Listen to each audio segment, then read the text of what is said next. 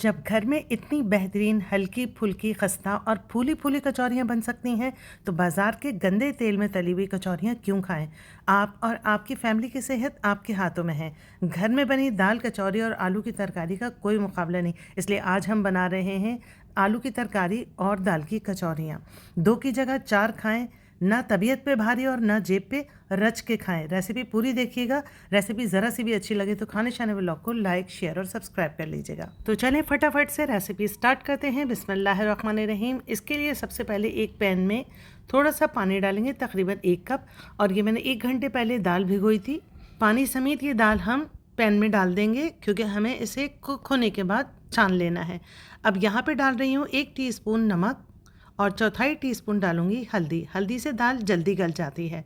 बस इसे मीडियम आंच के ऊपर पकने के लिए रख देते हैं। 15 से 20 मिनट बाद हम इसे चेक कर लेंगे। तो जब तक यहाँ पे हम डो तैयार कर लेते हैं, इसके लिए छन्नी में ले रही हूँ 2.5 कप मैदा। मैदे को लाजमी छाना करें, आटा वगैरह जो भी इस तरह की चीज़ होती है उसको छान के इस्तेमाल किया करें। अब यहाँ पे ऐड कर रही हूँ 1 टीस्पून पिंक सॉल्ट, जो कि पाकिस्तान की पहचान है।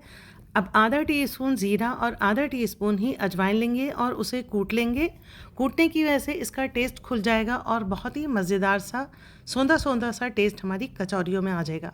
बस ये भी हम डाल देंगे कचौरी के आटे में। और अब यहाँ पे 4 टेबल स्पून मैं देसी घी के इस्तेमाल कर रही हूँ, जो मैं घर में बनाती हूँ। आपके पास देसी घी नहीं है, आप बनास्पति घी इस्तेमाल कर लीजिए। अगर वो भी नहीं है तो आप ऑयल इस्तेमाल कर लीजिए, नो इशू।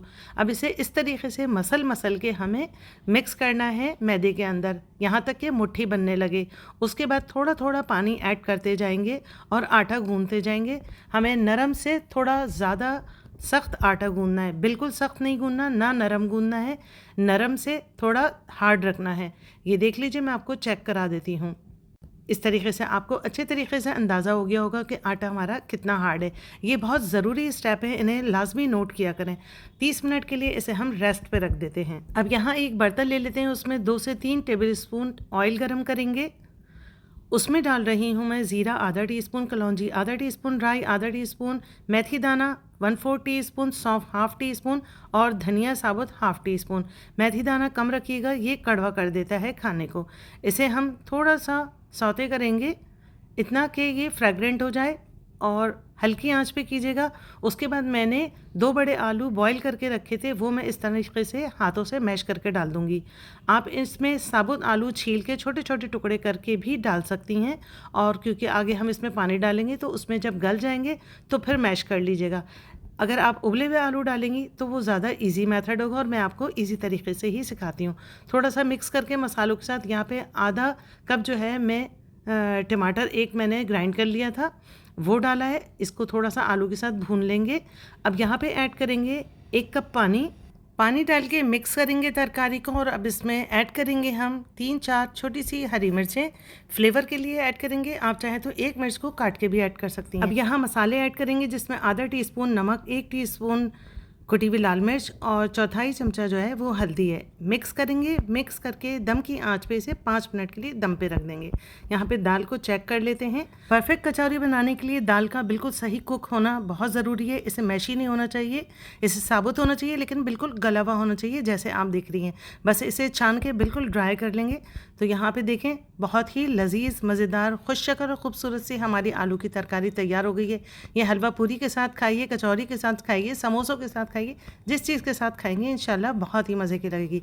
तो हरा धनिया डाल के इसे गार्निश कर दिया है और डिश आउट करके इसे अब मैं साइड पे रखूँगी। दाल छन्नी में से निकाल के किसी भी प्याले वगैरह में रख के इस तरीके से मैश कर लीजिए। सिलबट्टा है तो उस पर पीस लीजिए, जिस तरीके से भी पीसिए। जो सबसे इम्पॉर्टेंट चीज़ है वो ये है कि इसमें ज़रा सा भी दाना नहीं होना चाहिए।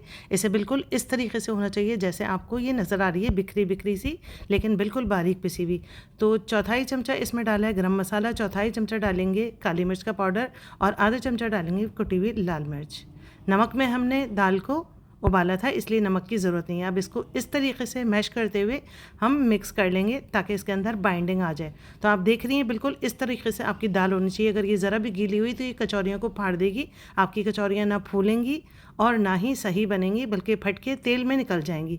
तो यहाँ पे आटा हम देख लेते हैं, ये हो गया है हमारा आटा सेट। तो अब इसको हमने थोड़ा सा रोल किया है, सॉफ्ट किया है, स्मूथ किया है और इसके छोटे छोटे से इस तरीके से पेड़े बना लेंगे अखरोट के साइज़ के। जिस ट्रे में रखेंगे उस ट्रे को ग्रीस कर लेंगे और तमाम पेड़े बना के इसमें इस तरीके से ढक के रखते चले जाएंगे। जब सारे पेड़े बन जाएंगे तो इन पेड़ों को हमें तेल से ग्रीस करना है। इस तरीके से ब्रश करके तमाम पेड़े ग्रीस कर दीजिए और इन्हें फिर से प्लास्टिक रैप करके कवर करके 15 से 20 मिनट के लिए रेस्ट पे रख दीजिए। 15-20 मिनट के बाद एक एक पेड़ा इस तरीके से उठाएंगे, हथेली पे फैलाएंगे और इसमें मुनासिब मकदार में 1 टीस्पून के जितना हम दाल का मसाला भरेंगे और चारों कोने इस तरीके से उठाते हुए इन्हें पिंच कर लेंगे। सारे कोने बिल्कुल आपको एक साथ उठा के पिंच करने हैं और उसको मरोड़ के ब्रश से दबा देना है इसका कोना। और पहले हथेली पे थोड़ा दबा लीजिएगा, उसके बाद सरफेस पे रख के इस तरीके से कॉर्नर्स को प्रेस करते हुए कचौरी को फैला लीजिए। थोड़ा सा तेल लगा लीजिएगा सरफेस पे तो बहुत अच्छी और आसानी से कचौरी जो है वो फैल जाएगी। यहाँ पे इस चीज़ का बहुत अच्छे से ध्यान रखिएगा कि तेल को आप कचौरी बनाने से पहले गर्म करने के लिए रख दीजिएगा मीडियम आंच के ऊपर। उसके बाद कचौरी डालने के बाद उसे टच नहीं करिएगा। जब वो सरफेस के ऊपर फ्लोट करने लगे तो उसके बाद इस तरीके से उसके ऊपर ऑयल डालिएगा, वो फूलना शुरू हो जाएगी। फिर पलट के गोल्डन कर लीजिएगा और जब गोल्डन हो जाए इस तरीके से तो इसे छन्ने की मदद से निकाल के ऐसे आपके पास कोई जाली वाली बास्केट हो तो उसमें रख लीजिए। इस तरह कचौरियाँ या समोसे या जो चीज़ भी आप फ्राई करती हैं वो क्रिस्पी रहती है। मेरे हाथ की ये दाल की कचौरी और आलू की तरकारी बेइंतहा मशहूर है और जो भी खाता है वो इसका दीवाना हो जाता है। एक बार अगर आपने मेरी रेसिपी से कचौरी बना के खिला दी तो इंशाल्लाह लोग आपके भी हाथों की कचौरी के दीवाने हो जाएंगे। फिर उसके बाद आप कभी भी बाजार से लेके कचौरी नहीं खाएंगे, इंशाल्लाह हमेशा घर में ही बनाएंगी। मेरी कुकिंग से अगर आपको ज़रा सा भी कुछ सीखने को मिलता है, थोड़ा सा भी फ़ायदा होता है तो रेसिपी को लाइक कीजिएगा।